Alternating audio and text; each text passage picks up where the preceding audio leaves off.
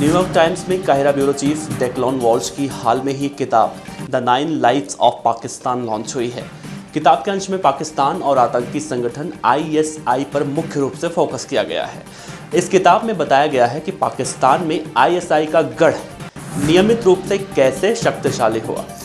किताब वॉल्श के पाकिस्तान में रहने के दौरान काम और वहां के सामाजिक और राजनीतिक माहौल की तस्वीर पेश करती है। पूरी खबर बताने से पहले आपको ये जानना भी जरूरी है कि ये पत्रकार अब तक वॉल्स, द गार्जियन और द टाइम्स में बतौर विशेष संवाददाता 9 साल तक काम कर चुके हैं और इस दौरान वो पाकिस्तान की सामाजिक और राजनीतिक गतिविधियों को कवर कर रहे थे। डेक्लॉन वॉल्स ने अपनी नई किताब में पाकिस्तान और उसकी क्षेत्रीय राजनीति यानी कि रीजनल पॉलिटिक्स और मीडिया की आज़ादी पर खुलकर जिक्र किया है। पत्रकार डेक्लॉन वॉल्स ने अपनी किताब में एक किस्से का भी जिक्र किया है जो कि 2013 का है। वॉल्स ने लिखा है कि साल 2013 में पाकिस्तान में द गार्जियन के लिए काम करने के दौरान आम चुनाव में उन्हें पाकिस्तान से निकाल दिया गया था। उन्होंने कहा कि उन्हें पाकिस्तान छोड़ने के लिए महज 72 घंटों का समय मिला था। वॉल्स ने 7 साल बाद किताब 9 लाइव्स ऑफ पाकिस्तान को पूरा किया। वॉल्स की किताब को ब्लू मुसबरी नामक यूके की पब्लिकेशन इसी महीने की 3 सितंबर को प्रकाशित की है। वॉल्स ने अपनी किताब में पाकिस्तान को असंगठित और गुमराह करने वाला देश बताया है। साथ ही वहां पर पनप रहे आतंक की असली तस्वीर भी इस किताब में पेश की है। पाकिस्तान में कैसे धार्मिक विवाद खड़े किए जाते हैं, इस पर भी वॉल्स की किताब खुलकर बोलती है।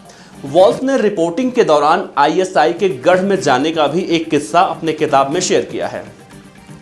उन्होंने किताब में ISI के ठिकाने के बारे में बताया है। उन्होंने बताया कि इस संगठन के आतंकियों को वहां की आम जनता की तुलना में जरूरत से ज्यादा आज़ादी मिली हुई है। उन्हें उच्च स्तर की सुरक्षा और राजनीतिक संरक्षण भी मिला हुआ है। वॉल्स ने बताया कि जब वो पाकिस्तान की राजधानी इस्लामाबाद में रह रहे थे तो उनसे मिलने कई अजनबी लोग आया करते थे और उनसे घंटों घंटों पूछताछ करते थे। वॉल्स ने कभी इन लोगों को अपनी सच्चाई नहीं बताई और अपने काम में जुटे रहे। वॉल्स ने ISIS के एक प्रवक्ता का भी जिक्र किया।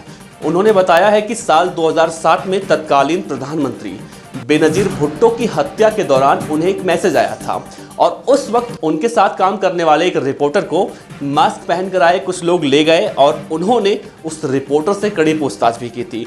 पूछताछ के दौरान रिपोर्टर को मारा पीटा गया और उन्होंने आगे बताया है कि रिपोर्टर को छोड़ने के बाद उसे धमकी मिली थी कि अगर उसने इस बारे में किसी को बताया तो उसकी पत्नी के साथ बलात्कार कर वीडियो को YouTube पर अपलोड कर दिया जाएगा।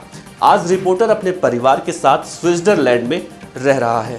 खबर अच्छी लगी हो तो लाइक कीजिए, सब्सक्राइब कीजिए, साथ ही बेल आइकन का बटन दबाइए PDF न्यूज की खबरें सबसे पहले देखने के लिए।